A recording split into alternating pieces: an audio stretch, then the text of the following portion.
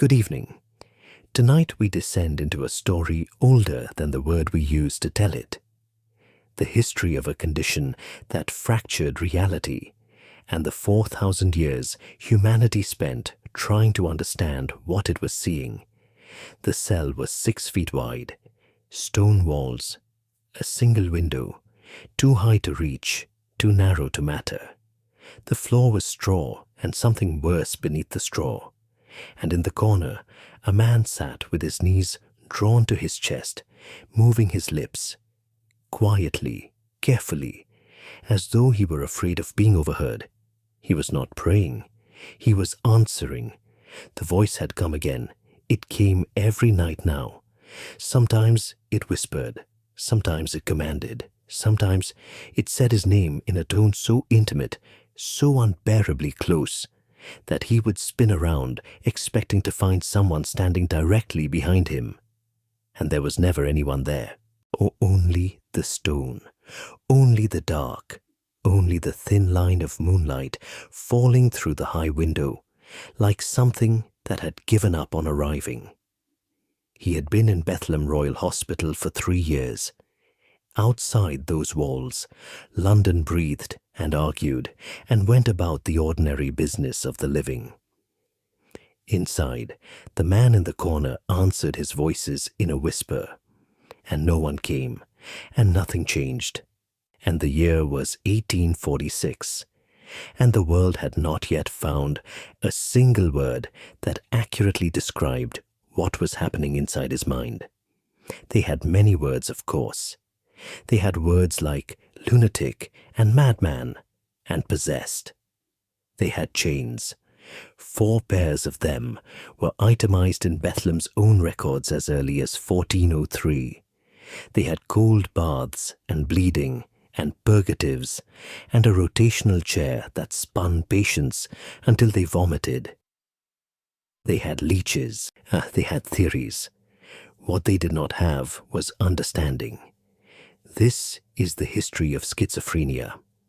The story of a condition so old it predates the written word, described by ancient Egyptians and Greek philosophers and medieval theologians and Victorian asylum doctors, all of whom looked at the same suffering, the same fractured reality, the same voices in the empty room, and arrived at entirely different explanations. Every single one of them wrong. This is the story of what that wrongness cost the people who lived inside it. And it is the story of how humanity, after 4,000 years of darkness, stumbled towards something that might, just barely, be called the beginning of light. Before we begin, if these quiet journeys into the darker corners of history help you rest, press like and subscribe now, before you close your eyes. And drop a comment telling me where in the world you are and what time it is. It moves me every time how many corners of this earth gather here in the dark. But for now, dim the lights a little more. Set your phone face down. Take a slow, deep breath, and let us go back to the very beginning. The oldest written reference to something resembling what we now call schizophrenia is found in the Ebers Papyrus, an ancient Egyptian medical manuscript written on papyrus in approximately 1550 BC, though believed to draw on knowledge several hundred years older still. The Egyptians who wrote it were not primitive people. They were sophisticated, methodical, deeply attentive to the human body. They built structures that still stand. They preserved their dead with a precision that modern scientists continue to study with genuine admiration. And when they encountered a person who heard voices that no one else could hear, who withdrew from the world into a private reality that others could not access, who spoke in patterns that made no external sense, they concluded that the problem was located in the heart, not the brain, the heart, and not merely as a metaphor. The ancient Egyptians believed, as one scholar has noted, that madness of this kind arose from the dangerous influence of poison in the heart and the uterus. Something toxic, something internal, something that had entered the body and was now working against it. They were wrong, of course, but they were trying. What is striking, when you sit with that for a moment, is not the wrongness. It is the attempt. In it is the impulse to locate madness inside the body rather than outside of it, to frame it as a medical problem rather than a spiritual one. That impulse would vanish almost entirely for the next 2,000 years. Around 1400 BC, the ancient Hindu texts known as the Atharva Veda described a cluster of behaviors that scholars have long associated with psychotic illness: extreme agitation, filth, an inability to control the body or the mind, nudity in public, behaviors so far outside the social norm that the person performing them seemed, to those watching, to be operating under the influence of something inhuman. The explanation the Veda offered was uncomplicated. Devils had entered the person. Supernatural forces had seized control. The appropriate response was ritual, prayer, exorcism, or the proper invocation of the proper deity to drive the invader out. From China, around 1000 BC, the Yellow Emperor's classic of internal medicine, one of the foundational texts of Chinese medicine, described insanity and seizures in similar terms, attributing them to demonic possession and the malign influence of supernatural forces. The world was vast, and the cultures within it were separated by languages and oceans and centuries of isolated development. And yet, remarkably, almost universally, when human beings encountered someone whose mind appeared to have come loose from shared reality, they arrived at the same conclusion. Something from outside had gotten in. It was the ancient Greeks who first began, tentatively, to push back against this. Not completely, not consistently. The Greeks were not above their own superstitions, but among them, at a small medical school on the island of Kos, a physician named Hippocrates, who lived from approximately 460 to 377 BC, and who is remembered as the father of Western medicine for reasons that will become clearer in a moment, was busy dismantling the supernatural explanation for mental illness with the patient insistence of a man who had simply decided to look at the evidence. Hippocrates believed that mental disturbances were caused by imbalances in what he called the four humors: blood, phlegm, yellow bile, and black bile. If you heard voices that others could not hear, if your thinking became disordered and strange, if you withdrew from the world, it meant your body was out of balance. Specifically, it likely meant you had too much black bile, an excess of the darkest and coldest of the humors, which accumulated in the brain and corrupted its function. The Greek word for black bile was melena chole. From it, we eventually derived the word melancholy. His treatments were accordingly physical: bloodletting to reduce excess, purging, changes in diet, cold baths to cool an overheated brain. These treatments were wrong in their mechanism. Black bile, as we now understand, does not exist in the physiological sense Hippocrates intended, but they represented something genuinely radical for their time. They placed the cause of madness firmly inside the body. They made it a medical problem, not a spiritual one. They suggested that the person suffering from it was ill, not cursed, that they deserved treatment, not punishment. That idea, simple as it seems, would take another 2,000 years to become the dominant view. Then the Greeks also gave us a word that has followed this condition through the centuries like a shadow: paranoia. It meant, in its original usage, something like beside the mind or outside of reason. It was used to describe states in which a person became consumed by false beliefs, lost contact with shared reality, retreated into a private interior world that was vivid and complete and entirely inaccessible to anyone outside it.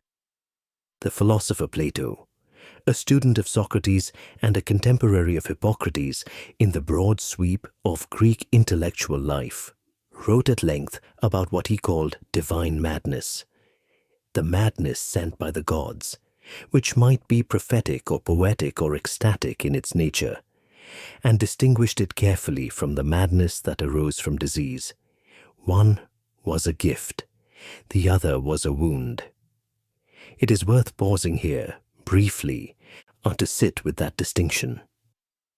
Because running through the entire history we are about to trace together is a thread of ambiguity, a deep, persistent human uncertainty about whether the person who hears voices is broken or blessed, whether what looks like madness might be something else entirely, whether the private reality experienced by the psychotic mind is merely a malfunction, or whether it points towards something that the ordinary waking mind cannot reach.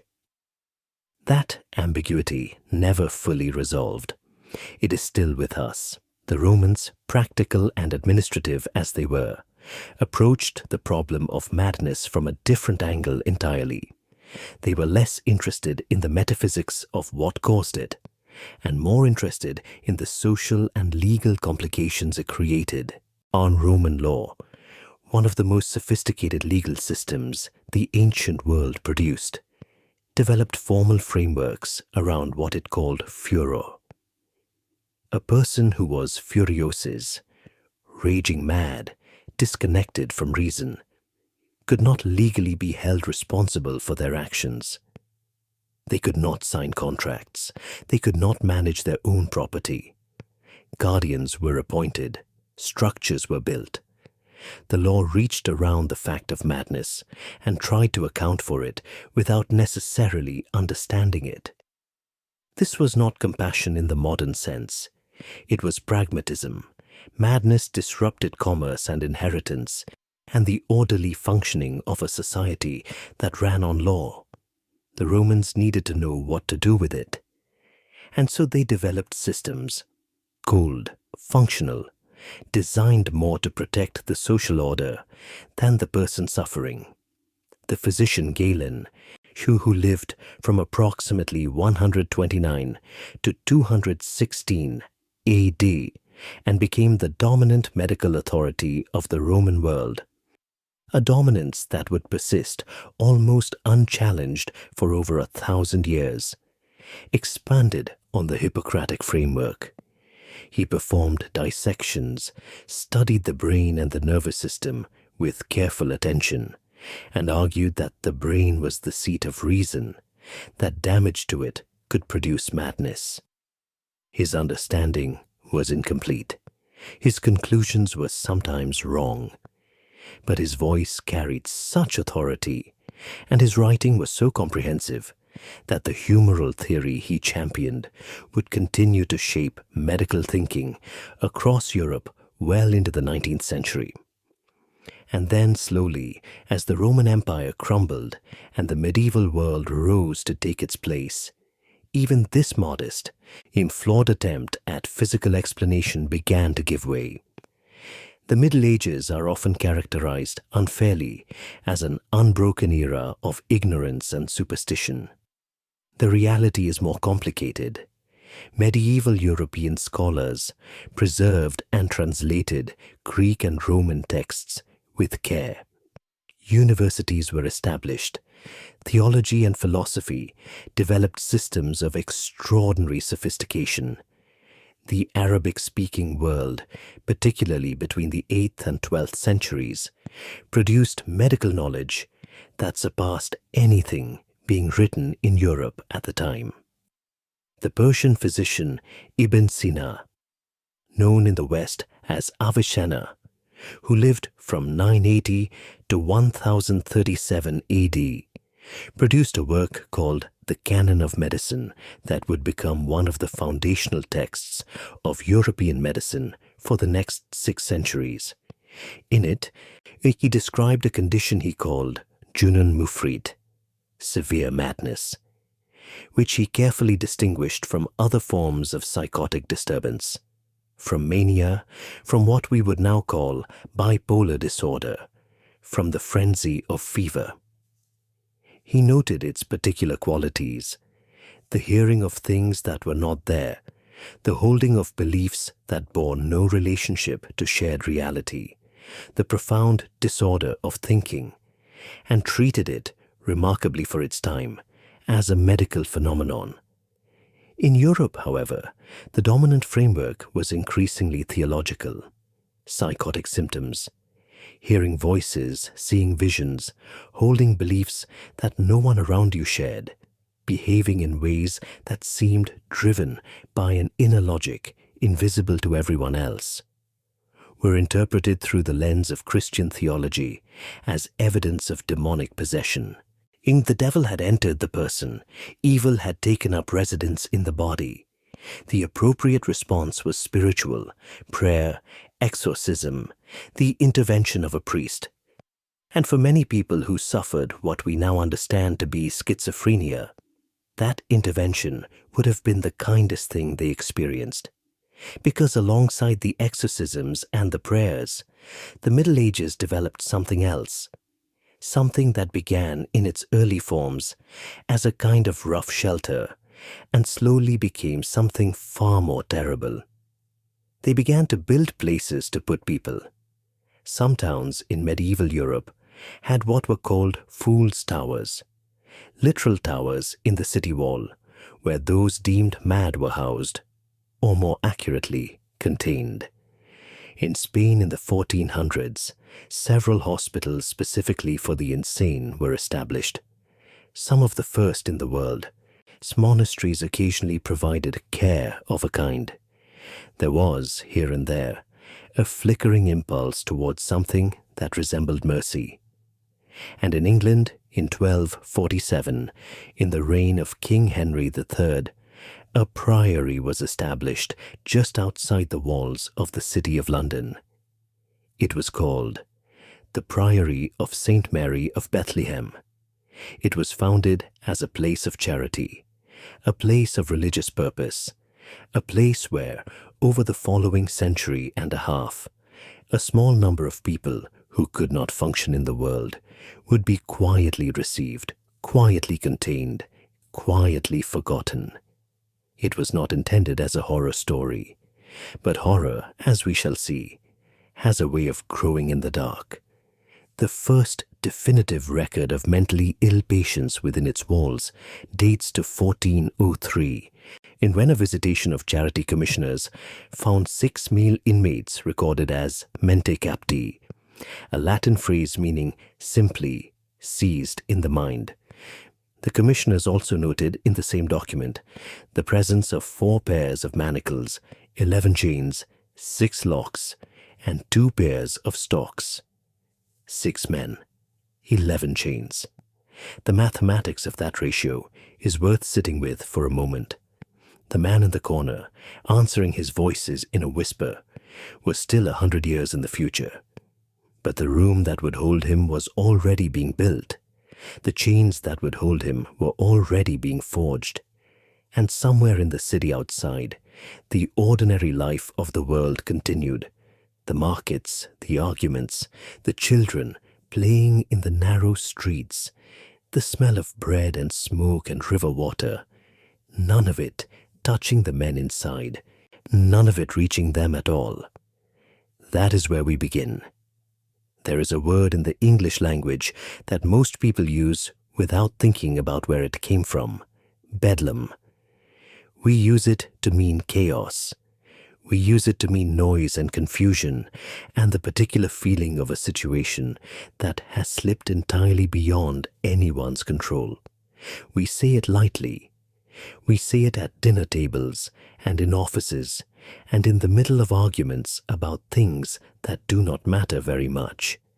We have no idea when we say it that we are speaking the name of a real place, that we are invoking the memory of real people, that somewhere beneath the comfortable, casual use of that word lies a history so dark, so specific, so thoroughly documented, that it takes a moment, once you know it, to understand how the word ever became ordinary. Bethlem Royal Hospital, Bedlam. The same word, pronounced differently across the centuries, the syllables softening and shifting as languages do. What did not soften was what happened inside. Let us go there slowly. Let us not look away. The Bethlem that existed in the early centuries of its life was not, by most accounts, dramatically worse than the world outside its walls.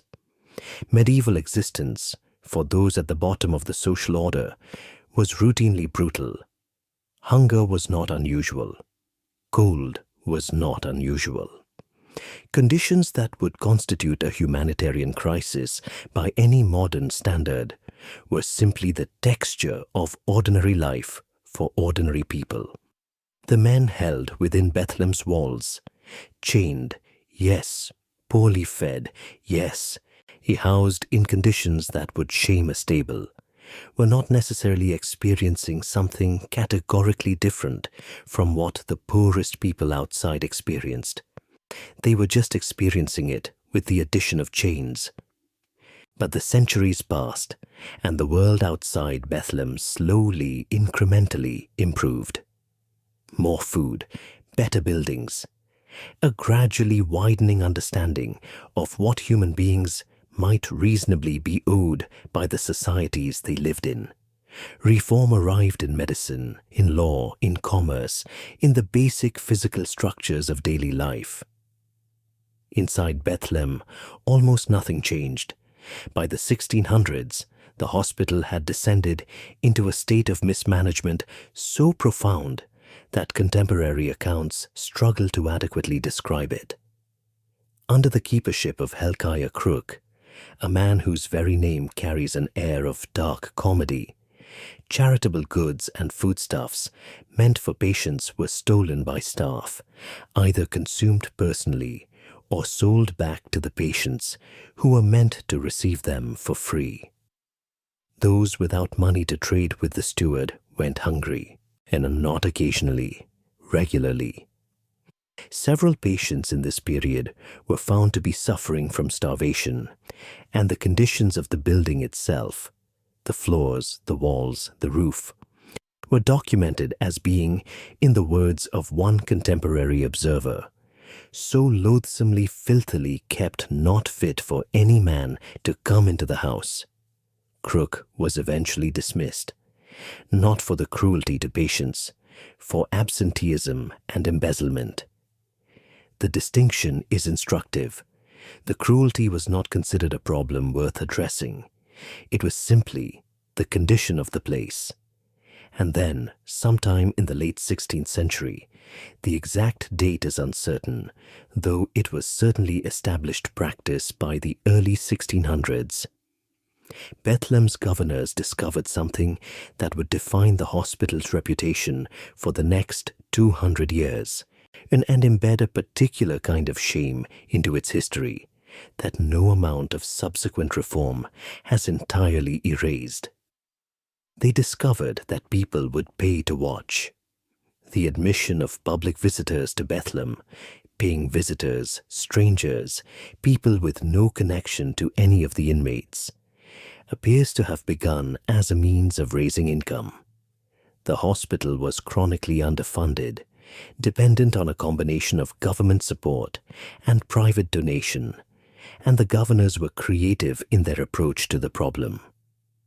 What they had, after all, was something the public found endlessly fascinating: the spectacle of minds that had come loose from their moorings, the drama of madness, visible and uncontained, living and breathing, and occasionally screaming behind stone walls that were, for the price of a shilling, no barrier at all. Contemporary accounts describe swarms of people descending on Bethlem on public holidays to amuse themselves by watching the inmates. The philosopher Thomas More, writing in 1522, mentioned visiting Bethlem in passing, casually, as one might mention a market or a church. By the early 18th century, it had become one of London's notable attractions, drawing tens of thousands of visitors a year. One estimate suggests that at the height of this practice, Bethlem received around 96,000 visitors annually. For a single shilling, a Londoner could walk through the gallery of cells and observe the men and women within, chained, unwashed, sometimes naked, sometimes performing the elaborate rituals of their delusions, sometimes sitting in the particular stillness of someone who has retreated so far inside themselves that the world outside has ceased to register. They were gawked at, they were laughed at, they were pointed at. They were, in the most literal sense, entertainment. Donald Lupton, writing in the 1630s, described the sounds of Bethlem with an almost literary attention to detail. The cryings, screechings, roarings, brawlings, shaking of chains, swearings, frettings, chaffings. Those were his exact words. He was not writing in horror. He was writing in description. He was noting what the place sounded like, the way one might note the sounds of a marketplace or a harbour. Lady Eleanor Davies, who spent a period in the 1630s in the hospital's master's house, did not achieve the same equanimity. She compared Bethlem to hell, and noting what she described as the blasphemies and the noisome scents. She was not a particularly reliable witness. She was herself a woman whose mental stability was genuinely uncertain, a prophet and a writer, and a thorn in the side of the Church of England. But hell is not a word one chooses lightly, even in a century when hell was understood as a literal, proximate place. Think about that for a moment, in the quiet. Think about those men and women, the ones whose minds had fractured, who heard voices in empty rooms, who held beliefs that the world around them could not confirm, being walked past by strangers, paying for the privilege, being observed, being laughed at, being studied with the detached curiosity one might bring to an animal in a menagerie, having their suffering treated as a form of theatre. And then remember, this was considered not merely acceptable, but normal.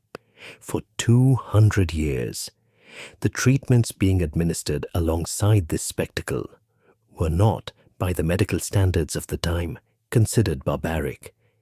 They were considered medicine. This is perhaps the most difficult thing to hold in mind as we trace this history, that the people administering these treatments were, for the most part, not monsters. They were physicians operating within the framework of understanding available to them, doing what they believed, sometimes genuinely, sometimes with the self-serving certainty of people who needed to believe that they were helping. In the 1680s, cold baths were introduced as a therapeutic measure. The logic was humoral in its origins. The overheated mind required cooling, and the imbalanced body required a shock to restore equilibrium. In practice, this meant plunging patients into baths of near-freezing water and holding them there, sometimes for minutes, sometimes for considerably longer. Sometimes this was followed by baths of scalding hot water, on the theory that the contrast might achieve what either extreme alone could not. The patient's experience of this was, one imagines, not therapeutic in any sense that the patient would have recognized. Alongside the cold baths, bleeding, leeches applied to the scalp and the temples, the slow drawing of blood, from a body already weakened by poor nutrition and chronic stress, in the belief that reducing the blood's volume would reduce the agitation it was thought to cause. Purgatives, substances designed to violently empty the bowels, administered on a regular schedule, without regard for the patient's condition or consent. Emetics to induce vomiting. Scarification. The body was treated as a system to be forcibly rebalanced, and force was the operative word. Alexander Cruden, a writer, a Scottish bookseller, a man of some education who found himself briefly committed to Bethlem in the early 18th century, later wrote about the experience with a bitter wit that has not entirely aged. Of the hospital's physicians, he observed that their common prescriptions were, in his words, a purge and a vomit and a purge over again, and sometimes a bleeding, which is no great mystery. He was being sardonic. The tragedy is that he was also being accurate. Then there was the rotational chair, an invention attributed to Erasmus Darwin, grandfather of Charles, a man of genuine scientific curiosity and considerable intelligence. The chair spun. The patient sat in it. The chair was rotated, sometimes at considerable speed, for sustained periods. The theory was that the motion would rearrange the contents of the disordered mind, something like shaking a snow globe in hopes of achieving a more pleasing arrangement of the snow. The actual effect was dizziness and vomiting. This was sometimes considered a sign of progress. The vomiting, after all, was something happening, something changing. In a world without effective treatment, something happening could look very much like something working. John Haslam arrived at Bethlem in 1795, though appointed as the hospital's apothecary, a position that gave him effective clinical authority over the patients in his care. He was an intelligent man. He would later write several important works on mental illness, including detailed clinical descriptions of patients that remain valuable historical documents. He had opinions, and they were not all wrong. His central opinion about treatment, however, was this: that mental illness could be cured only after the patient's will had been entirely broken. The logic, such as it was, went roughly as follows. The disordered mind had, in some sense, gone its own way. It had separated itself from the rational consensus of the world around it, and retreated into its own reality, its own voices, its own internal order. To restore the patient to reason, and it was necessary to destroy that internal order first, to overwhelm the patient's resistance, to break down, through sustained physical intervention, whatever internal structure was sustaining the illness. What this meant in practice was a system of control so complete and so punishing that it beggars contemporary description. Patients under Haslam's care were restrained, isolated, subjected to treatments designed not to comfort or heal, but to subdue. The will was not gently redirected, it was crushed. Haslam would later be investigated, not for this, not for the systematic breaking of his patients. He would be investigated and eventually dismissed in the aftermath of a visit paid to Bethlem in the spring of 1814 by a Quaker philanthropist named Edward Wakefield. Wakefield arrived at Bethlem with no particular announcement. He was a reformer, a man who had spent years concerned with conditions in hospitals and prisons, a person constitutionally incapable of looking at suffering and adjusting his gaze. What he found when he walked into the basement gallery of Bethlem that spring morning would remain one of the most disturbing first-hand accounts in the history of English institutional care. He found a man named William Norris. Norris had been confined in Bethlem for over a decade. He was described as an American Marine. His exact history is obscured by the gaps in the records, but his physical condition when Wakefield found him was not obscure at all. Norris was held in a system of chains so elaborate, so designed to limit every possible movement, that it required a moment to fully comprehend. An iron bar ran around his torso, connecting to a chain that passed through a hole in the wall and into the adjacent room, where it was anchored.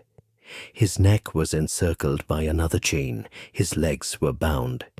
He had been held in this configuration, standing effectively or sitting in the most constrained of positions, unable to lie flat, unable to move more than 12 inches in any direction, for 9 years. 9 years. Wakefield returned to Parliament. The following year, 1815, a parliamentary inquiry into conditions at Bethlem began. What it found confirmed everything Wakefield had described and added further horrors of its own. Patients sleeping on straw, patients in chains who had not been unchained in years, conditions of filth and cold and neglect so comprehensive that several members of the inquiry committee found the tour of the wards genuinely difficult to complete. Haslam defended himself before the inquiry with a combination of indignation and deflection that has characterized the defensive response of institutions to scrutiny across every era of human history. He argued that he had been inadequately supported, that conditions were the result of underfunding rather than negligence, that the patients in his care had been treated according to the best available knowledge. He was dismissed in 1816, along with the hospital's physician, Dr. Thomas Munro. And here is the thing about that dismissal, the thing that sits quietly at the center of this story, waiting to be looked at.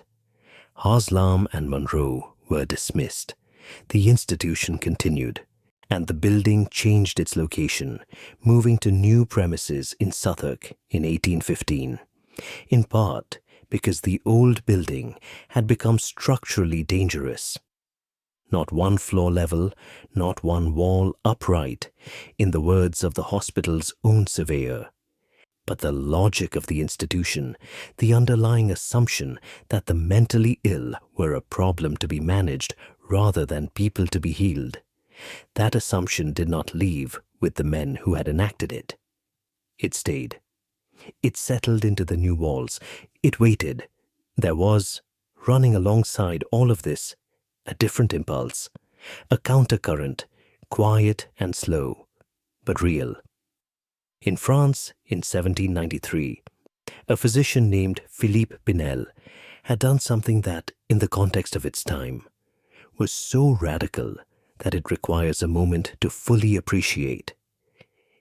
He had gone to the Bicêtre Asylum in Paris, where patients with severe mental illness were chained to the walls of cells so dark and so damp that the stone itself was black with moisture, and he had ordered the chains removed. Not all of them. Not immediately. Not in a single dramatic gesture of liberation. The reality was more incremental, more careful, more complicated than the legend that grew up around it. But the principle was clear, and the intention was genuine. Pinel believed, and in this belief he was more than a century ahead of the dominant practice of his era, that people suffering from mental illness might respond to kindness, to conversation, to the basic dignity of being treated as human beings rather than dangerous animals requiring containment. He called his approach treatment morale, moral treatment, or not moral in the sense of ethical, though it was that, but moral in an older sense of the word, meaning something like psychological, something addressed to the person's inner life rather than their outer body, something that assumed there was a person in there worth addressing. The results by the standards of the time, were striking. Patients who had been chained for years, who had been considered incurable, improved. Not all of them.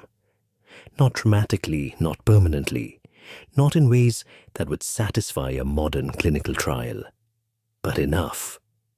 Enough that Pinnell's ideas spread slowly across the Channel and into England, where a Quaker reformer named William Tuke established in 1796 in York a small institution called the Retreat, designed on the principles of moral treatment, designed to treat its inhabitants as people deserving of care rather than problems deserving of suppression. The Retreat was small, its influence was large, and it planted in the minds of a small but growing number of physicians and reformers an idea that, once planted, proved impossible to entirely uproot. The idea that the person in the corner, answering voices in a whisper, was still a person, that they might, under different conditions, become something more than what suffering alone had made them. It was a beginning, tentative, fragile, surrounded on all sides by centuries of different thinking, but real. Outside the window of the cell, London breathed on. The voices came again in the dark. And somewhere, in Paris and in York, and in the minds of people who had decided to look without flinching, something was slowly beginning to change. There is something deeply human about the need to name a thing. Before a thing has a name, it exists in a kind of ontological fog, present, undeniable, but somehow resistant to being fully grasped. You can point at it, you can describe it in approximations and analogies, and the careful language of people working at the edge of what they understand. But the naming of it, the moment when a word is applied and the fog begins to clear, changes the relationship between the observer and the observed in ways that are difficult to overstate. The name does not explain the thing, but it creates the conditions under which explanation might eventually become possible. For the condition that had been haunting human history since before the Ebers Papyrus, the voices, the fractured reality, to the retreat into private worlds that no one else could enter. The name was a long time coming. And when it finally arrived, it arrived twice, from two different men, in two different languages, with two different visions of what they were naming. Neither of them was entirely right. Neither of them was entirely wrong. And between their competing frameworks, the condition we now call schizophrenia would take a shape, a medical, cultural, legal, and social shape that would define how the world responded to it for the entire 20th century. Let us begin with the man who came first. Emil Kraepelin was born in Germany in 1856, the son of a music teacher, a man of profound intellectual discipline and almost compulsive organizational instinct. He studied medicine with the focused ambition of someone who had identified, early, the particular territory he intended to master. That territory was the classification of mental illness, the systematic ordering of the bewildering, overlapping, or poorly defined categories that 19th century psychiatry used to describe what happened when the human mind broke down. By the time Kraepelin arrived in the field, psychiatry was in a curious position. It had institutions, vast, overcrowded, increasingly underfunded institutions. Filled with patients it could not effectively treat. It had theories descended from the humoral tradition and modified by 2 centuries of largely ineffective clinical experiment. It had a growing awareness, driven by the work of reformers like Pinnell and Tuke, that its traditional approaches to those patients were morally indefensible. What it did not have was a coherent, scientifically grounded system for understanding what was actually wrong with the people in its care.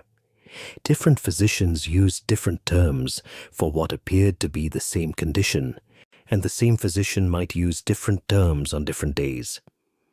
A patient who was melancholic in one hospital might be classified as maniacal in another and demented in a third. The categories were loose to the point of meaninglessness, and this looseness had profound consequences, not merely for the science, but for the human beings being classified by it. You cannot treat a condition you cannot define. You cannot study something you cannot consistently identify. And you cannot ultimately fight for the rights of people whose suffering you cannot accurately describe. Kraepelin kept notebooks. This seems like a small thing, and yet it is perhaps the most significant thing about him.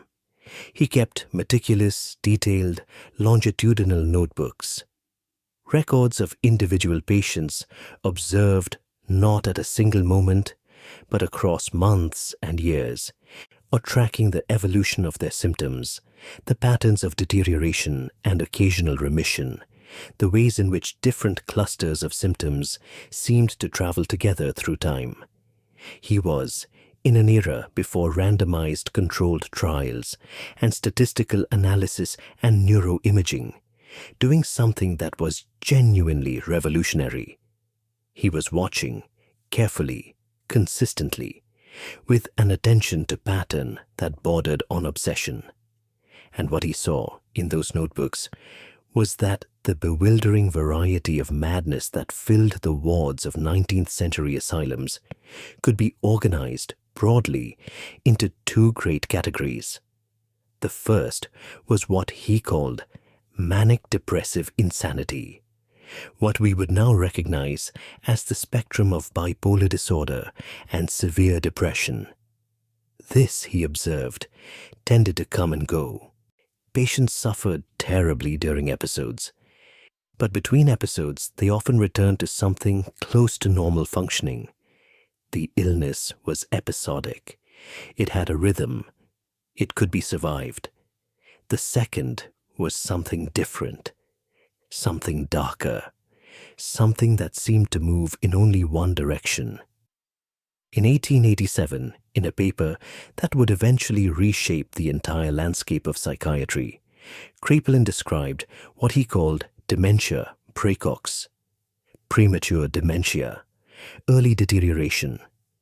He was reaching for a term that would capture what he had observed in a significant subset of his patients, young people, often, who began to experience psychotic symptoms in early adulthood and who did not, in Kraepelin's experience and in his notebooks, return to normal. They deteriorated, slowly, relentlessly, with occasional plateaus, but no sustained recovery. And the voices came, and the delusions came, and the fragmented thinking came, and then they stayed. And the person who had existed before them became gradually someone else, or no one in particular. Kraepelin believed dementia praecox was primarily a disease of the brain. In this, he was correct, in the broad sense in which we now understand that claim. He believed it was biological in its origin, rooted in physical processes rather than moral failure or supernatural influence. In this too, he was essentially right. He distinguished it carefully from other forms of psychotic disturbance, drawing lines that were not always accurate, but that were drawn with greater precision than anything that had come before. But the name he chose carried within it a sentence: dementia praecox, premature dementia.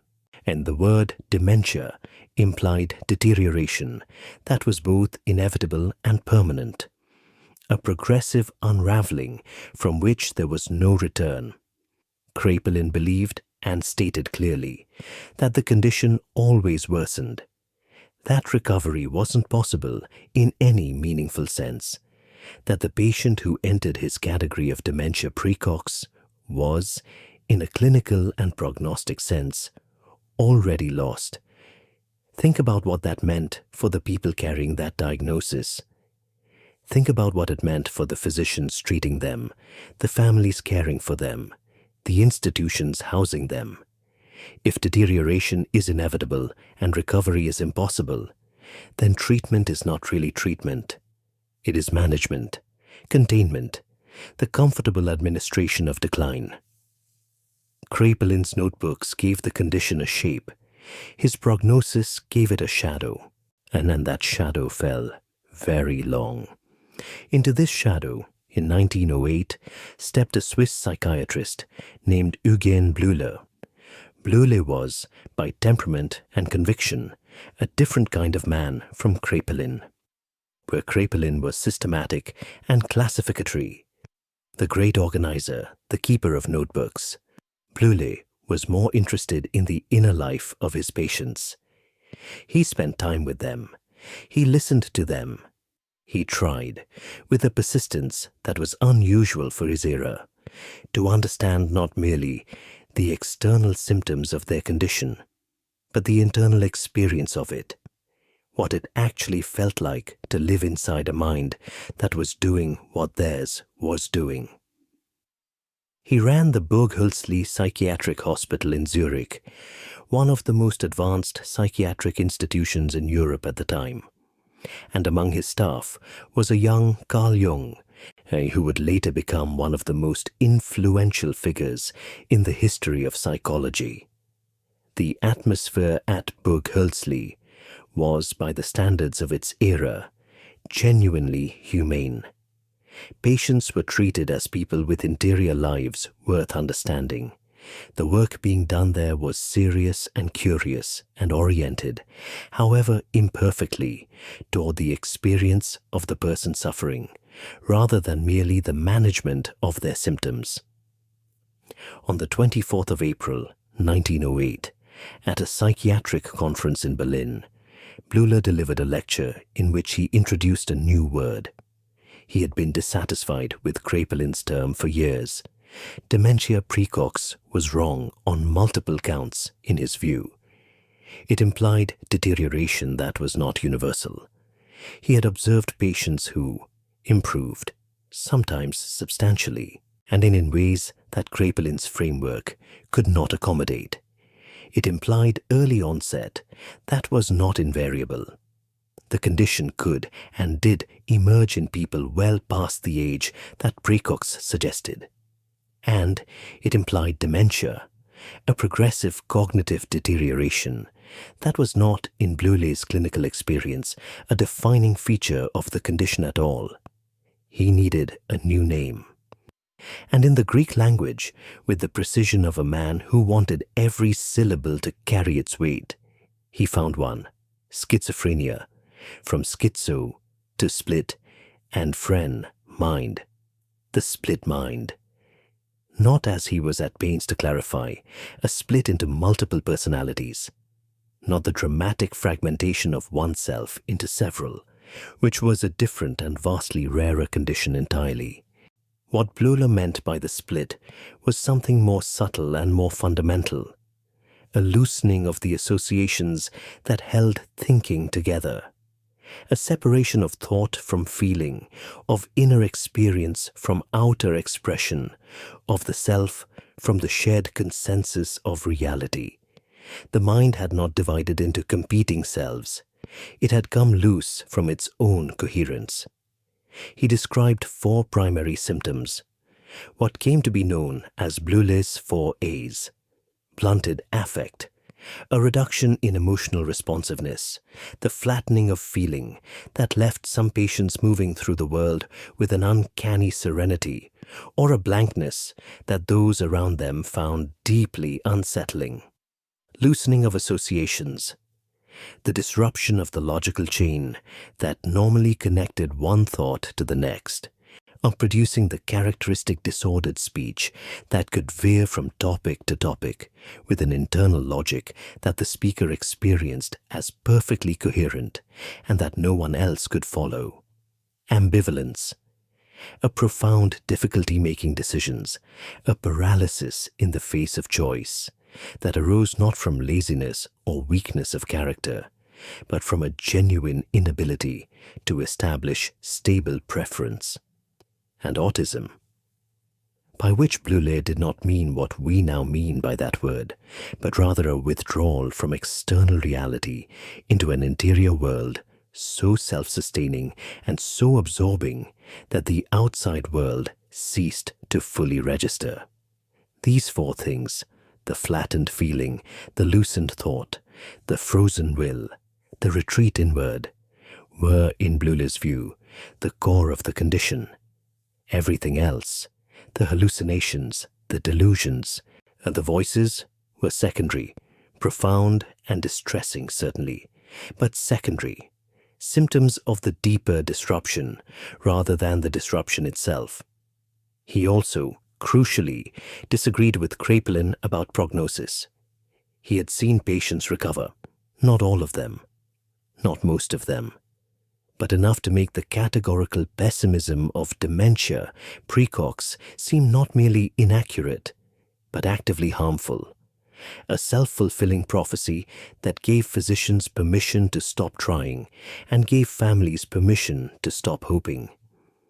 The word schizophrenia spread through the medical literature with remarkable speed. By 1911, Bleuler had expanded his original lecture into a full monograph. Within 2 decades, the term had largely displaced dementia precox in clinical use. The condition had a name, a real name, a name that attempted, however imperfectly, to describe its actual character, rather than merely its expected trajectory. And yet, the naming of a thing is not the understanding of it. The word schizophrenia was an improvement over what came before, but it was also, from the moment of its coining, subject to misunderstanding so persistent and so widespread that it has never entirely been corrected. People heard split mind and thought split personality. They pictured the dramatic alternation of Dr. Jekyll and Mr. Hyde. Robert Louis Stevenson's novel, having lodged itself so deeply in the public imagination that no amount of clarification has ever fully dislodged it. The conflation of schizophrenia with multiple personality disorder became and remains one of the most entrenched and damaging myths in the history of psychiatry. And the two conditions have almost nothing in common. They are as different as a fever is from a broken leg. But the word, once heard and once misunderstood, proved extraordinarily resistant to correction. And there was something else happening alongside the naming. Something darker, something that would take the new scientific legitimacy of the diagnosis and use it in a way that neither Kraepelin nor Bleuler could have fully anticipated, though the seeds of it were present in both their frameworks. Eugenics was not, in the early 20th century, a fringe idea held by extremists. It was a mainstream scientific and social movement, embraced by physicians and politicians and public intellectuals across Europe and North America. It built on the belief that human suffering could be reduced and human populations improved through the controlled management of reproduction. Those whose hereditary characteristics were deemed undesirable should, the argument went, not be permitted to pass those characteristics on. The logic was cold and the application was colder. Schizophrenia was understood, in the framework of the time, as a largely heritable condition. This was not entirely wrong. We now know that genetic factors do play a role in the disorder's emergence. But the understanding was crude, the science was selective, and the conclusions drawn from it were catastrophic for the people to whom they were applied. In England in 1910, a man who would later become one of the most celebrated figures in British political history sat down and wrote a letter. Winston Churchill, then serving as Home Secretary, wrote to the Prime Minister Herbert Asquith, to argue for the implementation of mass-forced sterilizations of those deemed feeble-minded and insane. He was not alone in this view. He was expressing with characteristic forcefulness a position held by many in the British establishment. The policy he advocated was not ultimately implemented in Britain.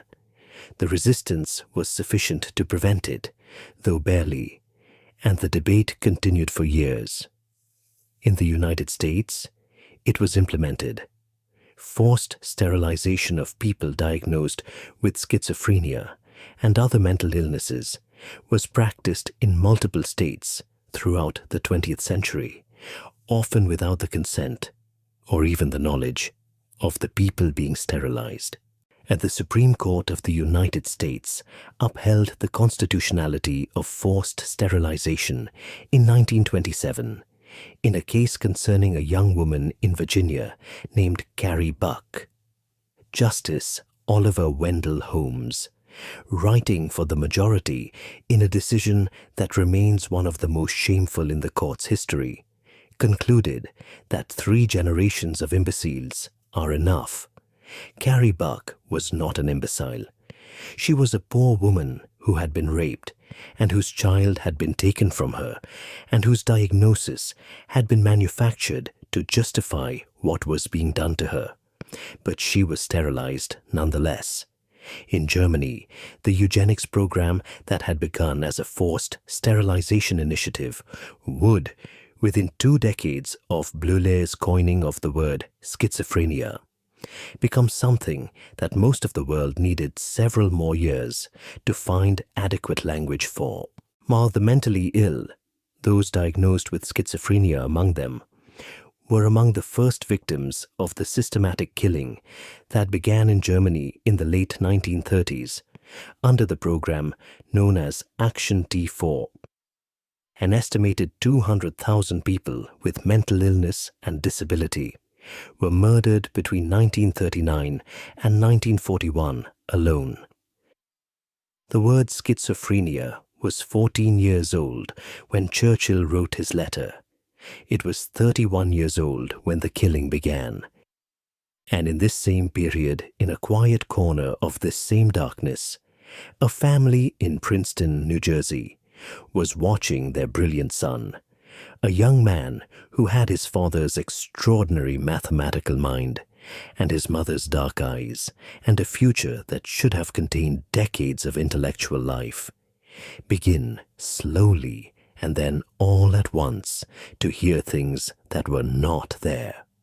Edward Einstein, the second son of Albert, born in 1910, the same year Churchill wrote his letter, diagnosed with schizophrenia in his early 20s, institutionalized for the remainder of his life, a life that lasted until 1965, 55 years of institutional existence, most of it spent in a psychiatric hospital in Zurich, not far from the Burg Hülsli, where Bleuler had done his work. His father visited when he could, which was not often. Albert Einstein left Europe for America in 1933 when the political situation made remaining impossible, and the ocean between them became a fact that neither science nor fame nor genius could alter. Edward remained, the voices came, the years passed. The father who had given the world the theory of relativity could not give his son a single hour of silence. The condition had a name now. It had a name, and a literature, and a set of institutional structures designed to contain it, and a growing body of scientific opinion about its origins. It had Kraepelin's notebooks and Bleuler's 4A's, and the careful clinical attention of the most sophisticated psychiatric minds of the early 20th century. What it did not have was a treatment, not a real one, not one that addressed the actual mechanism of the disorder, rather than merely suppressing its most visible symptoms, not one that gave the person in the corner, Edward Einstein, William Norris, the nameless man in the hook of our story. Every man and woman across 4,000 years of documented suffering. Any real possibility of returning to themselves. That absence would, in the decades to come, drive the medical establishment to a place of such desperation, such willingness to try anything, that the history of what followed remains one of the most disturbing chapters in the entire story of modern medicine. We are approaching it now, slowly. There is no need to rush, but we are approaching it. There is a particular kind of desperation that belongs specifically to medicine. It is not the desperation of a person who has run out of money, or a soldier who has run out of ammunition, or a traveler who has run out of road. Those are desperate situations, certainly, but the desperation of a physician standing in front of a patient who is suffering visibly, suffering profoundly, and suffering in ways that the physician can describe in clinical detail but cannot stop, carries within it something additional, something that does not have a clean name, a mixture of helplessness and responsibility so acute that it can drive intelligent, careful, well-intentioned people toward choices that, viewed from the outside, and especially viewed from the distance of decades, look like something other than medicine entirely. It is important to hold that in mind as we enter the next chapter of this history. Because what happened in the psychiatric wards of Europe and America between the 1920s and the late 1940s was not the work of cruel people. It was not sadism dressed in a white coat. It was, in most cases, and for most of the people who practiced it, in a genuine attempt to help, conducted in a state of such profound ignorance about the actual mechanisms of the condition they were treating, that the help they offered became, in ways they could not see and many refused to acknowledge, another form of harm. The asylums were full. By 1940, there were approximately 1 million patients confined in psychiatric hospitals across the United States alone. 1 million people in buildings that had been designed for far fewer, living in conditions that had improved since the worst days of Bedlam, but that remained, by any humane standard, deeply inadequate. The hospital population was growing at a rate of roughly 80% per year. The buildings were overcrowded, the staff were overstretched, the funding was perpetually insufficient, and the Great Depression had stripped away what modest resources had previously existed. Kraepelin's prognosis, inevitable deterioration, no meaningful recovery, had embedded itself in the institutional culture so thoroughly that most psychiatrists had stopped genuinely trying to treat their patients and had settled with a kind of exhausted pragmatism into the management of decline. Into this situation, this vast, overcrowded, underfunded, philosophically defeated situation, came a series of new ideas, radical ideas, ideas that promised, for the first time, something that looked like genuine intervention, something that might actually change the course of the condition rather than merely containing its visible symptoms. The profession was ready to believe. It was desperate enough to believe almost anything. The first came, as so many things do, from an accident. Manfred Sackel was an Austrian psychiatrist working in Vienna in the late 1920s, a young physician with an interest in the physical mechanisms of mental illness and a willingness to experiment that was, even by the standards of his era, unusually pronounced.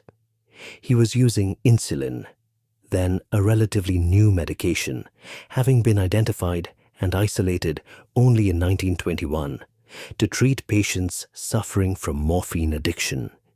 The logic was that insulin helped stabilize the body's chemistry during withdrawal, easing the physical distress of the process. One day, he administered too much.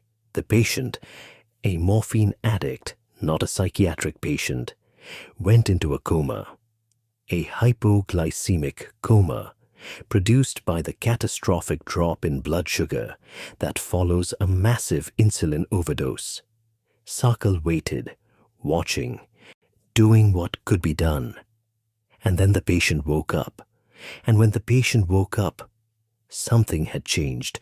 The withdrawal symptoms were quieter. The mental agitation that had characterized the patient's condition was, at least temporarily, reduced. The person who emerged from the coma was in some difficult-to-define but observable way calmer. Sakal spent the next several years trying to understand what had happened and to reproduce it deliberately. By 1933, he was publishing results, cautious, carefully framed, but unmistakably optimistic, from trials of what he was now calling insulin shock therapy in patients diagnosed with schizophrenia. The theory, such as it was, he proposed that the coma produced by massive insulin overdose somehow reset the disordered brain, that the violent disruption of normal function created conditions in which normal function might reassert itself. He compared the process at one point to a kind of microscopic surgery. He claimed success rates in his published results of over 80%. The medical establishment received this with the enthusiasm of people who had been waiting a very long time for something to believe in. By 1938, 31 hospitals in England and Wales had established dedicated insulin coma therapy units.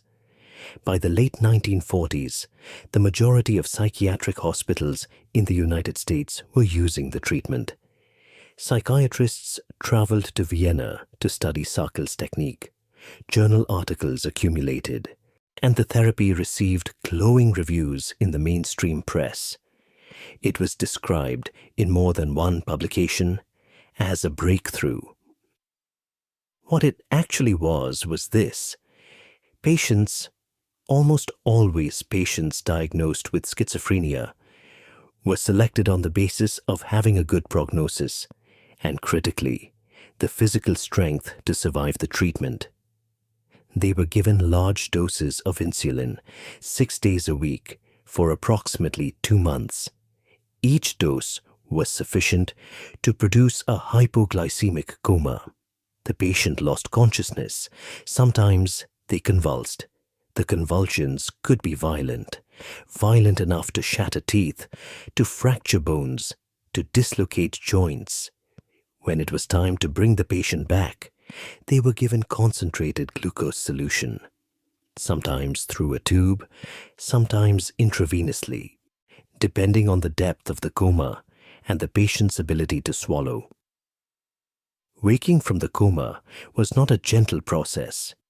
It was confused, frightened, often accompanied by further seizures, the blood sugar swinging dangerously between extremes as the body tried to stabilize.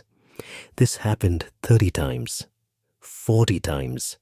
Over the course of 8 weeks, patients grew to dread it, not with the abstract dread of something unpleasant, but with the focused, specific terror of people who knew exactly what was coming and had no means of preventing it. They lay awake the night before treatment sessions, knowing what the morning held. They begged, sometimes. They wept. Their fear was noted in clinical records, noted with the same affectless precision as the recording of dosages and coma depths and recovery times. And it did not alter the treatment, because they were improving, some of them, enough of them, or at least something was changing, and in a field that had operated for decades on the assumption that nothing could change, any change at all carried the weight of hope. What was actually happening, we now understand, was more troubling.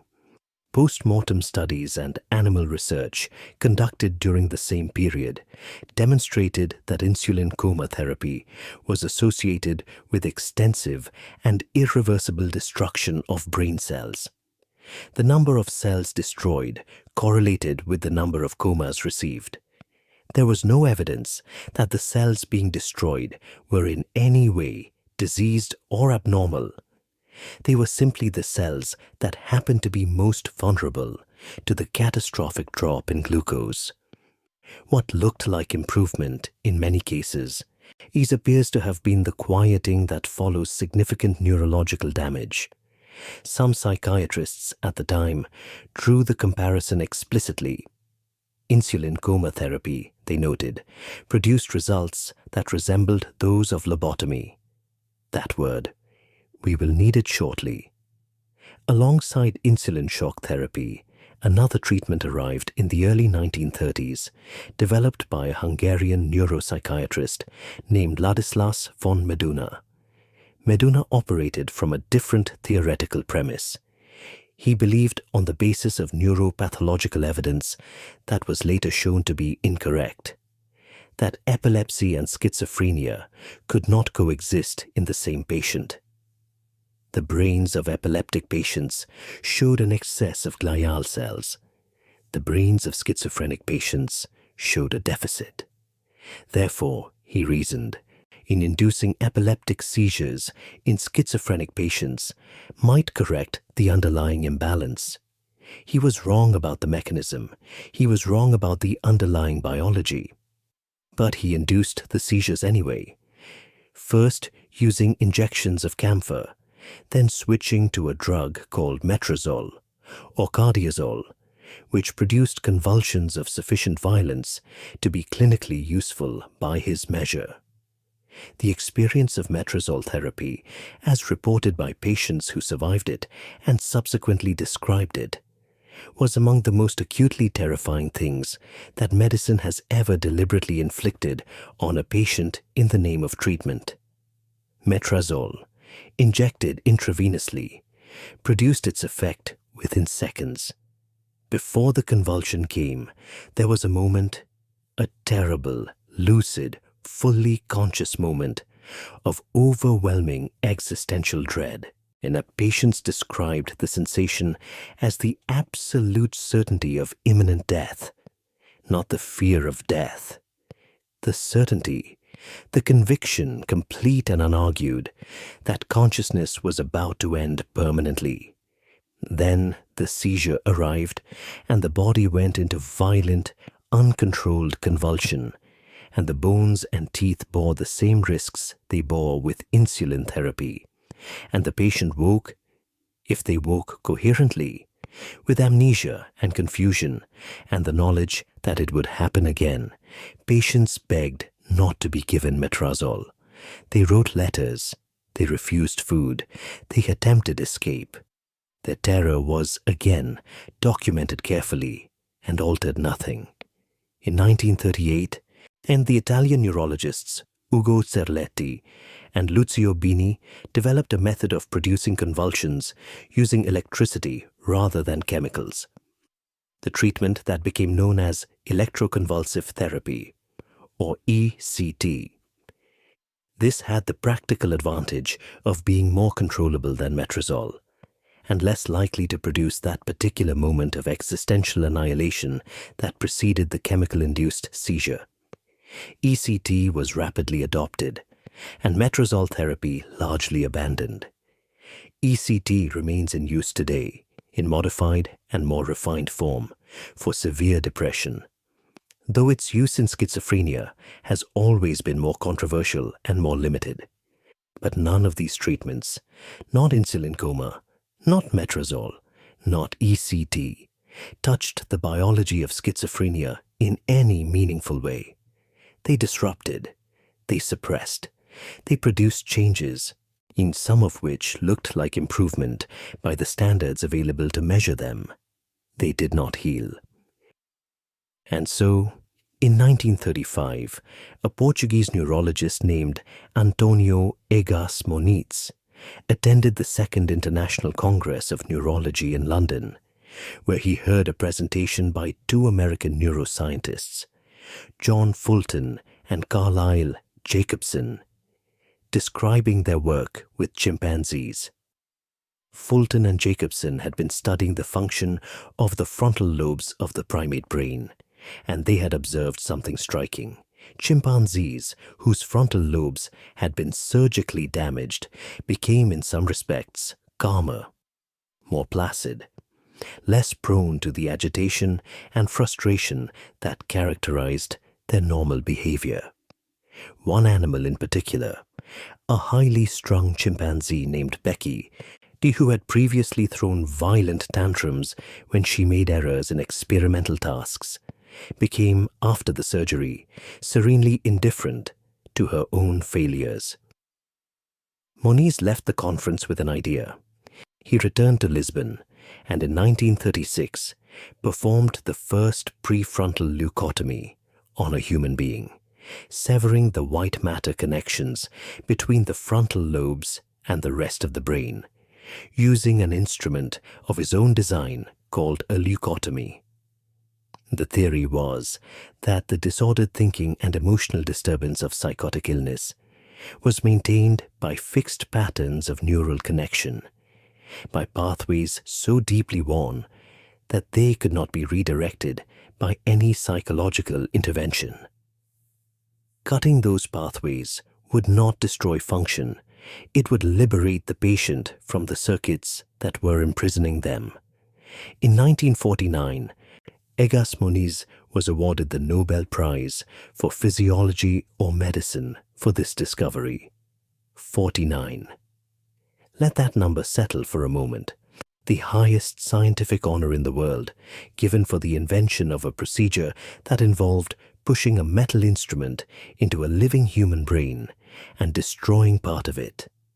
In the United States, the procedure was taken up and transformed by a neurologist named Walter Freeman, a man of evangelical conviction and extraordinary energy, who believed with absolute sincerity that the lobotomy was the most important medical advance of the century, and who devoted his professional life to demonstrating this belief in the most dramatic ways available to him.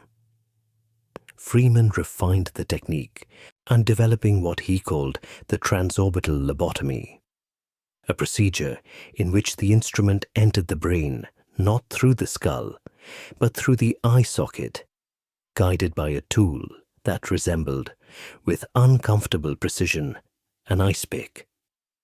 The procedure could be performed quickly. It did not require a neurosurgeon. It could be done in an office. Freeman performed the first transorbital lobotomy in 1946. He then took his technique on the road, literally traveling in a customized van he called the Lobotomobile, demonstrating his procedure at psychiatric hospitals across America, sometimes performing multiple operations in a single day, sometimes entering both eye sockets simultaneously, with two instruments to the barely concealed horror of the physicians observing him. Critics called him an evangelist. Supporters called him a pioneer. He called himself neither. He called himself a doctor who was helping people who had no other hope. By 1951, approximately 20,000 lobotomies had been performed in the United States, proportionally more in the United Kingdom. The procedures were performed on men and women, on the elderly and on the young, on people who were severely and genuinely incapacitated by psychiatric illness, and on people whose incapacity was rather more debatable, people who were inconvenient, people who were difficult, people whose families had run out of other options, and whose physicians had run out of other ideas. The results were not what had been promised. Some patients were quieter afterward, more manageable, easier to care for. But the quietness was not the quietness of health. It was the quietness of significant personality change, the flattening not just of distress, but of everything that had made the person themselves. Initiative gone, creativity gone, the particular quality of being that person rather than merely a person dimmed or extinguished. Some patients were left with epilepsy, some with incontinence, some with an indifference to the world so complete that it was difficult to argue. It represented an improvement over the vivid, distressing, voice-filled reality they had inhabited before. Rosemary Kennedy, the sister of John F. Kennedy, received a lobotomy in 1941 at the age of 23 for reasons that remain even now not entirely clear. She had displayed emotional instability and what her family described as increasingly difficult behavior. She had mood swings. She stayed out late. She was, in the language of the time, difficult to manage. The lobotomy left her permanently incapacitated. She required institutional care for the rest of her life, which lasted until 2005. She was 64 years in that care. And still, somewhere in the 1940s, in the wards of hospitals that smelled of disinfectant and something older than disinfectant, the voices continued to come. The fractured realities continued to be inhabited. The men and women who heard things that others could not hear continued to sit in corners and answer, quietly, in whispers that no one else could follow. Named now, studied now, subjected to the full force of a medical establishment finally, desperately convinced that it was doing something, but still not understood, not remotely. And yet, somewhere in the world, in a small naval surgical unit, in a Tunisian port city, in a laboratory in Paris, where a chemist was testing compounds for their antihistamine properties, in the collision of completely unrelated research programs, that is, so often, how the important things actually happen. Something was forming, something that had nothing to do with shock or surgery or the deliberate destruction of anything. Something quieter than all of that. Something that would change everything. The town of Bizerte sits at the northernmost tip of Africa. It is a small place as port cities go, a harbor town on the Tunisian coast where the Mediterranean narrows and the water runs deep and the air carries, depending on the season, are either the warmth of the south or the sharp cold coming off the sea. The Phoenicians recognized its harbor as far back as 1100 BC. The Romans came after them, the Arabs after that.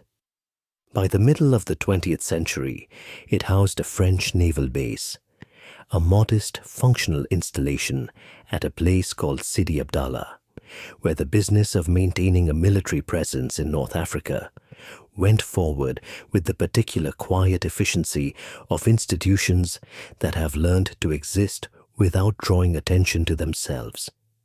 It was not by any measure the kind of place where the history of psychiatry might be expected to turn. And yet, Henri Laborie arrived at the surgical unit of the Bizerte Naval Hospital sometime around 1950. He was 36 years old, a French naval surgeon born in Hanoi to a colonial physician father, a man who had served aboard a destroyer during the evacuation of Dunkirk in 1940, and who had emerged from the war with the particular intellectual restlessness of someone who has seen too much suffering and become constitutionally unable to accept any of it as inevitable. He was not a psychiatrist. He was not interested in psychiatry in any direct sense. He was interested in a problem that had preoccupied him for years and that had nothing to do with voices or fractured realities or the long dark history we have been tracing together. He was interested in surgical shock. Patients died during surgery, not always from the surgery itself, not always from the incision or the blood loss or the particular damage being repaired. but from something that happened to the body in response to the trauma of the procedure. The nervous system, overwhelmed, went into a state of collapse. Blood pressure dropped. The organs began to fail. It was called shock, and it killed people who might otherwise have survived. And Laborit wanted to understand it and prevent it. He had been experimenting with antihistamines, a relatively new class of drugs at the time, developed in the 1940s and primarily used for allergic reactions, because he had noticed that they seemed to calm the nervous system's response to surgical trauma. If he could find the right compound, administered before the operation, he believed he could reduce the physiological violence of the surgical experience and keep more of his patients alive. He wrote to a French pharmaceutical company called Ron Poulenc, asking them to send him compounds to test. They were, at that moment, in the process of developing a new series of antihistamine derivatives, phenothiazines, a chemical family that had been synthesized and refined over the preceding years, with a persistence that had not yet produced anything of particular clinical significance. Among the compounds their chemist Paul Charpentier was testing was one he had created by adding a chlorine atom to an existing molecule. Charpentier synthesized this compound on the 11th of December, 1951. He called it chlorpromazine. Laborit received his samples and began testing. What he found in his surgical patients was something he had not quite anticipated. Not merely a reduction in physiological stress, but a quality of experience in his patients that he struggled initially to accurately describe. They were not sedated in the conventional sense. They were not asleep. They were conscious, responsive, capable of answering questions and following instructions. But they were. And this was the word he kept returning to, the word that appeared in his first published paper on the compound in February 1952. Disinterested. The patients who had received chlorpromazine before surgery were present in the room, but somehow less attached to what was happening to them. Their anxiety had not been suppressed in the heavy, blunting way that sedatives suppressed it. It had been, in some quieter and more fundamental way, disconnected. They knew they were on a surgical table. They knew the procedure was about to begin. They simply could not quite bring themselves to be frightened about it. Laborit recognized immediately that this quality, this particular, an unprecedented combination of consciousness and detachment, had implications that went far beyond surgical anesthesia. He wrote about it. He spoke about it to anyone who would listen.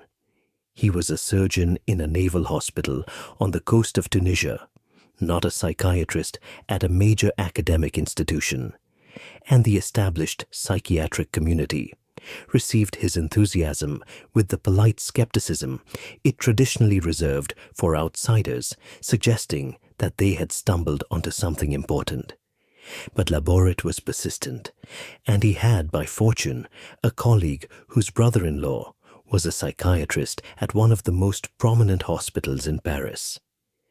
The Sainte-Anne Hospital in Paris was, in the early 1950s, one of the great centers of French psychiatric medicine.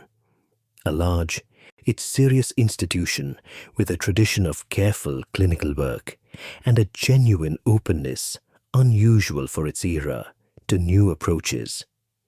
Its clinical director was a psychiatrist named Jean Delay, a man of broad intellectual gifts who was simultaneously a novelist, an academic, and a physician of considerable reputation. His colleague and collaborator was Pierre Dennecker, a younger psychiatrist who combined rigorous clinical instincts with an unusually receptive attitude toward new therapeutic possibilities. Laborit's colleague contacted Dennecker.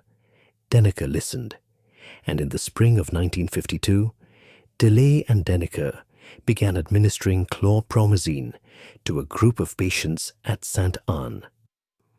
Patients suffering from the most severe and most resistant forms of psychotic illness are patients for whom insulin coma and ECT and every other available intervention had produced nothing that could honestly be called improvement. What happened next entered the history of medicine. The hallucinations quieted. Not in all patients, not immediately, not completely, but in a significant proportion of the patients receiving the drug. The voices that had filled their inner world with commands and mockeries, and the relentless, exhausting noise of experience that no one else could share began, slowly, to recede. The delusions loosened their grip.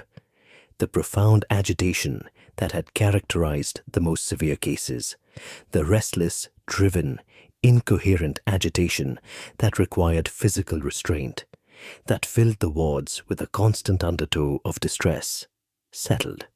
Delay and Denneker described their patients' response with the careful language of scientists who understood that what they were witnessing was significant and who were determined not to overstate it. The psychological reaction to the drug, they wrote, was the apparent emotional detachment of the patients, a slower reaction to external stimuli, a reduction of initiative and anxiety without loss of alertness or intellectual functioning. Without loss of alertness or intellectual functioning. That phrase is worth pausing on, here in the quiet. Because what Delay and Denneker were describing was categorically different from everything that had come before it. Insulin coma therapy worked, insofar as it worked, by destroying. The lobotomy worked, insofar as it worked, by severing. ECT worked, insofar as it worked, by disrupting. Every previous intervention in the long and painful history of attempting to treat schizophrenia had achieved whatever it achieved by taking something away, by reducing the patient as a means of reducing the symptoms. Chlorpromazine did not take something away. It gave something back. It reached into the specific chemistry of the disordered brain, though no one yet understood precisely how, the dopamine hypothesis being still years in the future, and it adjusted something, gently, specifically, in a way that quieted the voices without silencing the person. On the 19th of January, 1952, at the Val-de-Grâce Military Hospital in Paris, a 24-year-old man with severe psychotic agitation received an intravenous dose of chlorpromazine. His name is not in the history books. He is recorded only by his condition and the date. But he was the first psychiatric patient in history to receive what we now call an antipsychotic medication. The calming effect was observable within hours. It did not last. A single dose rarely did, and the early administration was intravenous, which created its own practical complications. He required repeated treatments over the following 20 days, combined with barbiturates, before his agitation was sufficiently controlled for him to be discharged. But he was discharged, ready, in the words of the clinical record, to resume a normal life. 3 words that, in the context of everything that had come before them, carry a weight that is difficult to fully articulate. A normal life. Not a managed decline, not a quieter institutionalization. A normal life. Ron Poulenc released chlorpromazine to the French medical community in December 1952 under the name largectil, a compound word meaning roughly large inactivity. Laborit, characteristically, is said to have named it himself. Within months, reports were coming from hospitals across France of wards that had been, for as long as anyone could remember, places of noise and restraint, and the particular exhausted despair of staff who had stopped believing that what they were doing constituted medicine. wards that were becoming quieter, more ordered. Places where conversation was possible, where patients who had not left their beds under their own power in years were getting up, walking, talking, asking sometimes when they could go home.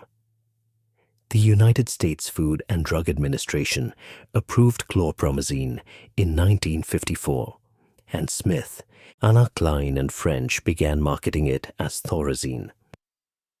They had put the drug through clinical trials involving some 2,000 physicians and their patients. Within 8 months of its appearance on the American market, it had been administered to over 2 million people. The population of psychiatric hospitals in the United States, which had stood at approximately 560,000 patients in 1953, began to fall. It would reach 193,000 by 1975. The great asylums, those vast, overcrowded, underfunded monuments to everything the history we have traced had produced, began slowly and then with gathering speed to empty. The deinstitutionalization movement had begun. Politicians celebrated. Families wept with relief. Physicians allowed themselves, for the first time in the long, dark history of this condition, something that looked genuinely like optimism. But we should be careful here, in the quiet, about the nature of that optimism. Because chlorpromazine was not a cure. It was something more complicated and more ambiguous than that, and the decades that followed its introduction would make the ambiguity clear in ways that were, for many of the people most affected, deeply painful. The drug worked by blocking dopamine receptors in the brain, a mechanism that was not understood at the time of its introduction, but that was gradually elucidated in the years following. In blocking those receptors, it reduced the positive symptoms of schizophrenia, the hallucinations and the delusions and the disordered thinking, with a reliability and a specificity that no previous intervention had approached. But it did not touch the negative symptoms, in the blunted effect, the social withdrawal, the poverty of speech and feeling and motivation that Bleuler had identified as the deeper core of the condition. These remained largely unaddressed in patients who were now free of voices, but still profoundly altered in their capacity to engage with the world. And the side effects were significant. The early antipsychotics produced Parkinson's-like tremors, the hands shaking, the gait shuffling, the face acquiring the mask-like immobility that Parkinson's disease produces. They produced a condition called tardive dyskinesia, involuntary, purposeless movements of the face and limbs that could be permanent, outlasting the medication that had caused them by years or decades. They produced, in some patients, a state of such profound sedation and emotional blunting that those who experienced it described it in terms that echo uncomfortably through the history we have been tracing as a kind of chemical lobotomy. And deinstitutionalization, the emptying of the asylums that chlorpromazine made possible, carried within it a failure of implementation so profound that its consequences are visible on the streets of every major city in the world today. Patients left the hospitals. The community mental health infrastructure that was supposed to receive them was never adequately built, and so they went not to community care, but to homelessness, to prisons, to the margins of a society that had decided, with the relief of people who had found a solution, that the problem was solved. It was not solved. It was relocated. But in the long history of a condition that had been met across 4 millennia, with chains and cold water and burning and ice picks and insulin comas, and the slow deliberate destruction of the most complex object in the known universe. In that history, a drug that quieted the voices without silencing the person represented something real, something earned, something that pointed, however imperfectly, in a direction that was not backward. The man in the corner, answering his voices in a whisper, he was still there.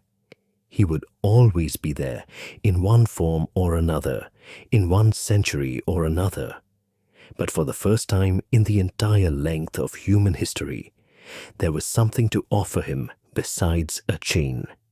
The asylums emptied slowly, then all at once.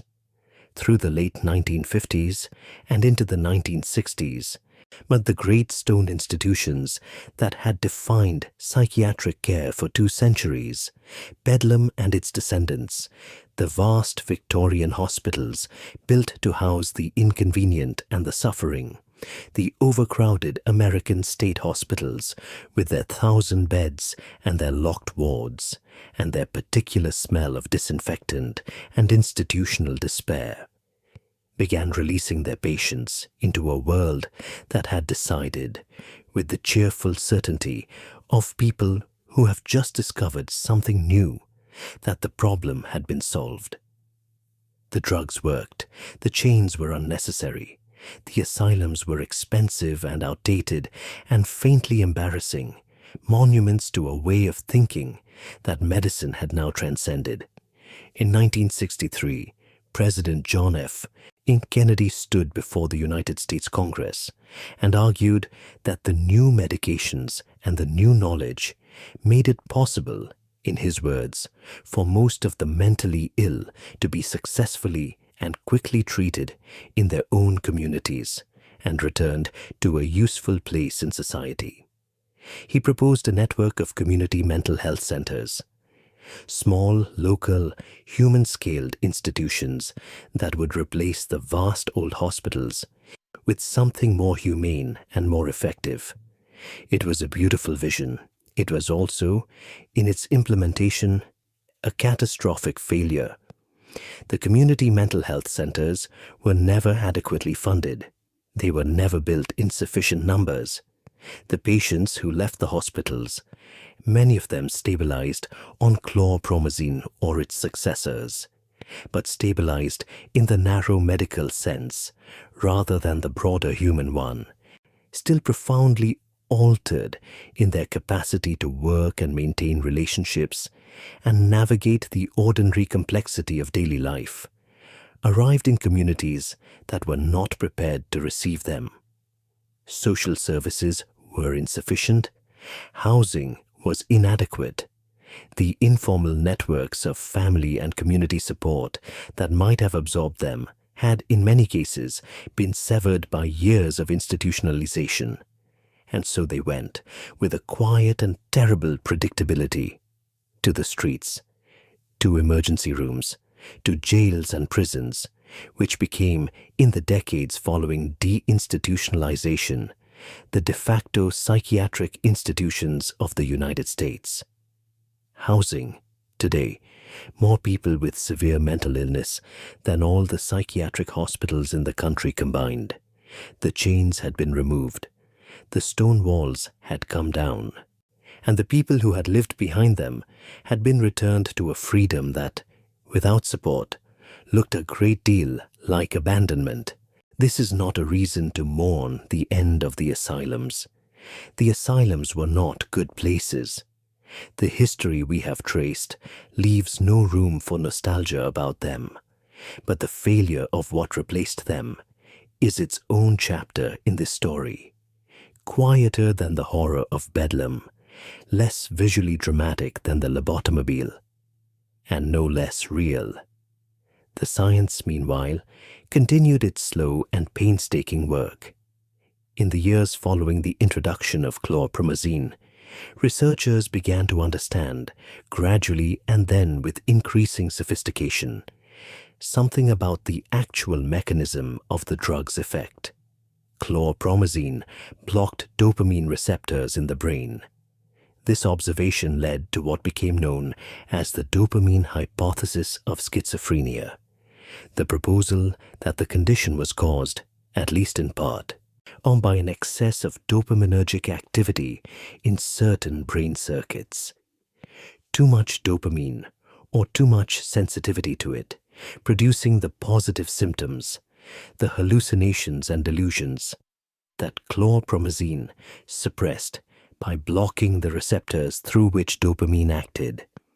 The hypothesis was not wrong, but it was not entirely right either. It was, like most things in the history of this condition, a partial illumination, real and useful, and pointing in a direction that mattered, but incomplete in ways that subsequent decades of research would make increasingly clear. Glutamate, another neurotransmitter, appeared to play a role that the dopamine hypothesis could not account for. The negative symptoms, the blunted effect, the social withdrawal, the poverty of inner and outer life, remained largely untouched by dopamine-targeting drugs, suggesting that the biology of the condition was more complex, more distributed, more resistant to a single explanatory framework than the initial excitement around the dopamine hypothesis had implied. In 1976, CT scanning studies suggested for the first time that the brains of people with schizophrenia showed structural differences from those of people without it. Enlarged ventricles, subtle changes in the architecture of regions involved in memory and emotion, and the integration of experience. It was, as the neurologist Fred Plum had called the disorder just 4 years earlier, a graveyard of neuropathologists, a condition that had resisted, decade after decade, the full explanatory power of the best available neuroscience. We know more now, considerably more. We know that genetic factors contribute, that having a first-degree relative with schizophrenia raises the risk of developing it significantly, though the inheritance is complex and polygenic, and does not follow the simple Mendelian patterns that the eugenicists of the early 20th century imagined. We know that environmental factors interact with genetic vulnerability, that childhood trauma, urban upbringing, migration, cannabis use in adolescence, prenatal infections, all appear to modulate risk in ways that are real but probabilistic rather than deterministic. We know that the condition is not one thing, but likely several things.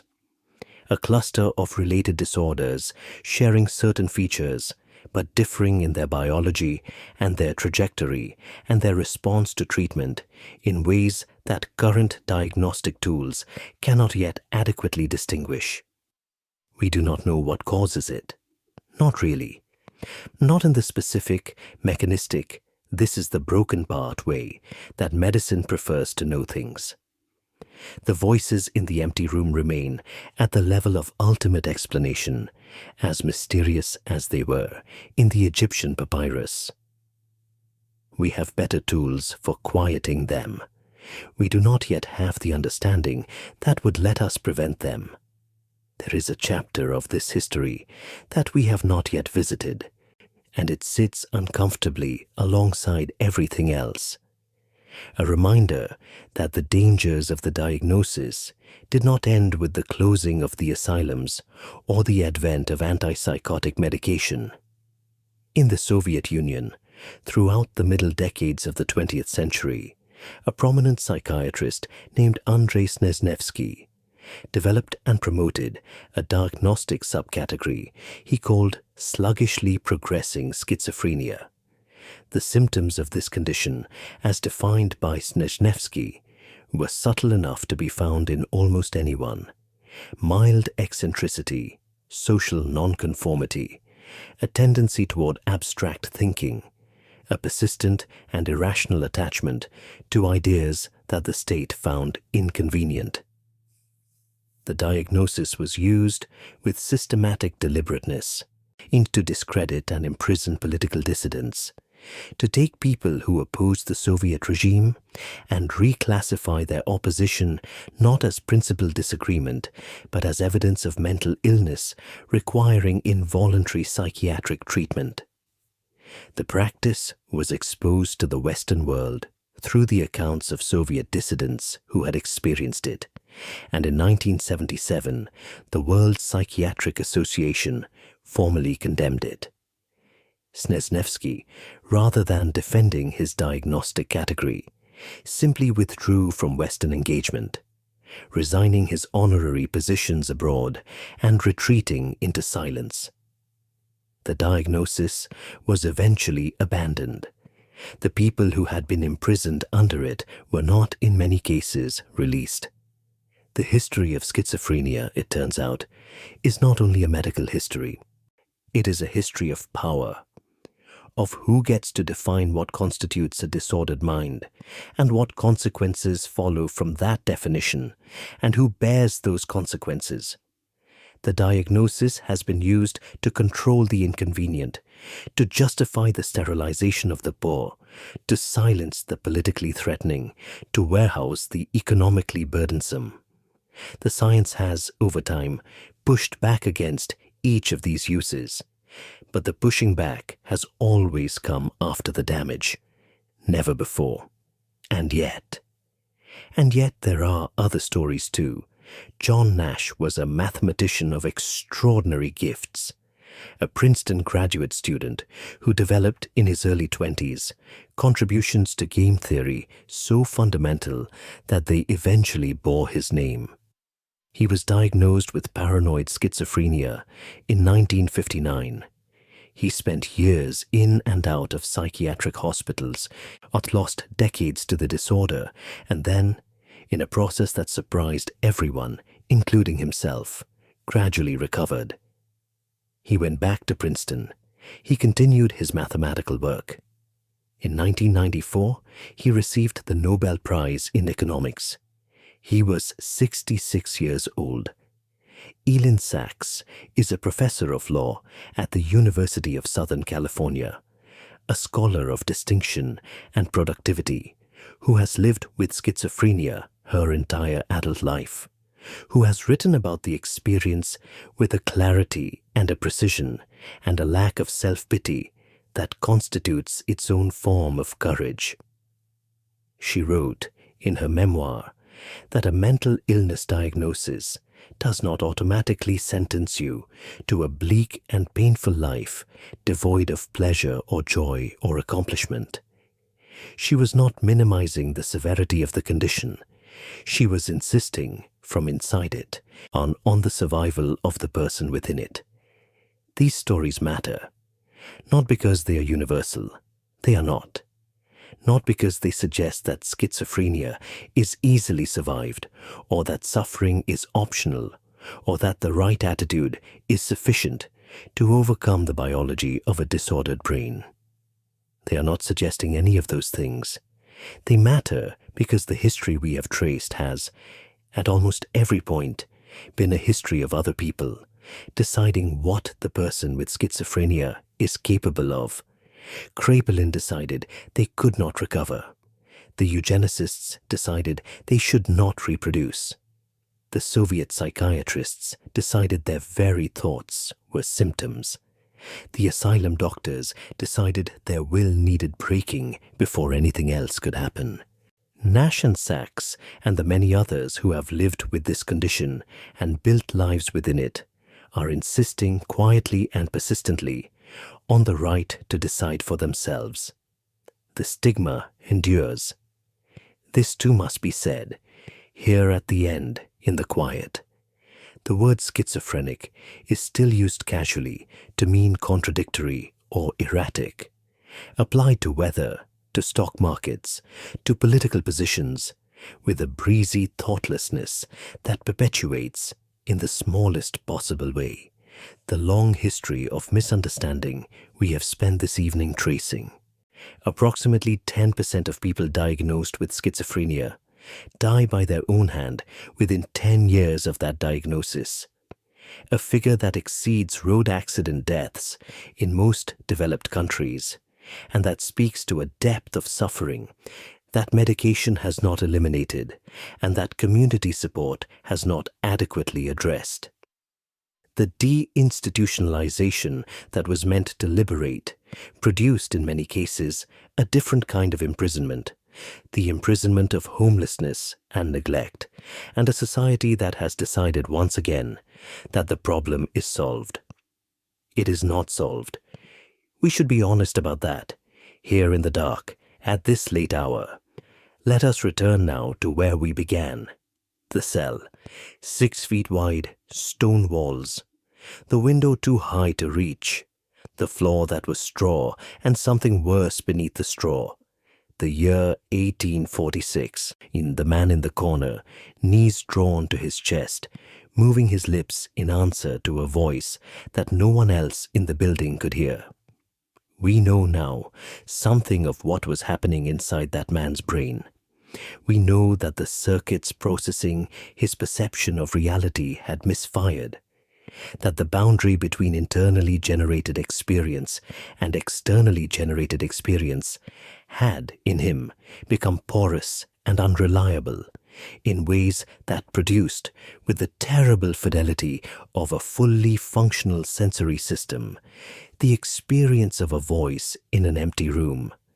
We know that the neurotransmitter systems governing his inner life had, for reasons we still do not fully understand, gone wrong in a way that no amount of cold water or rotational chairs or parliamentary inquiries would address.